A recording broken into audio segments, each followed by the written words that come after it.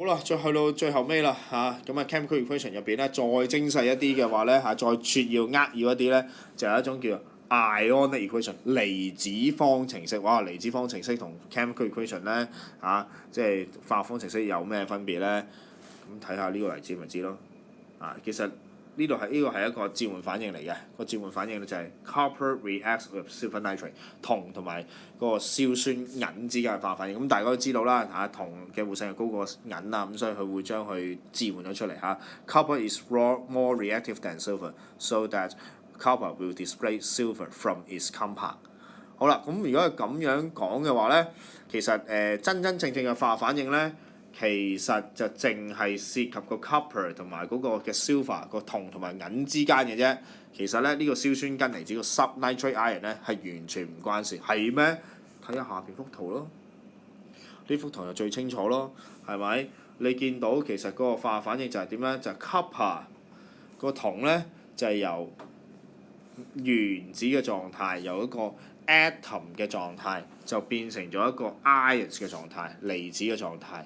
而 silver 咧就由 ion 嘅狀態咁個銀咧就係由一個離子嘅狀態變成咗 silver atom， 變成咗一個銀嘅原子，係咪？咦？咁呢個有冇變啊？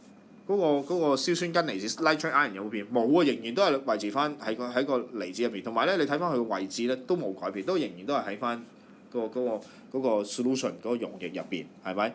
頭先我哋講嗰啲金屬，起碼個位置都唔同咗啊，係咪？copper 個銅，起碼就係由呢塊金屬片就落咗去啲呢度金屬片就落咗去呢個 solution 嗰啲金屬片入邊啦，係咪 ？silver 嘅話就原先喺個 solution 入邊喺個溶液入邊，跟住之後咧就去咗嗰塊金屬嘅表面，係咪？去咁樣樣。咁所以咧講嚟講去咧，其實都想話俾你聽，其實根本上咧唔關佢事，唔關佢事，唔關呢啲嘢事嘅，係嘛？咁所以我哋唔想再扼要啲表達呢個化學反應咧，我哋咪會用 ionic equation 離子方程式咯，係咪？咁個書寫個方法好簡單啫，唔關事嗰啲就踩咗去，得唔得？關事嘅踩咗去，唔關事嘅踩咗去，係咪？剩低嗰啲你就搬翻晒落嚟。咁成事啦，得唔得？咁呢個就最扼要嘅一個表達嘅方法啦，得唔得？咁不過搬落嚟嘅時候都留意翻個數量啦，係咪？因為點解呢度無啦啦呢度仲有個2喺度咧？因為我哋都講過呢個2咧要乘晒落去所有嘅元素 element 入邊噶嘛，係咪？咁所以呢啲即係有時啲數量你自己都要留意翻啦，係咪？好咁後邊嗰度咧開始有啲練習㗎啦，咁翻去都試下做多啲。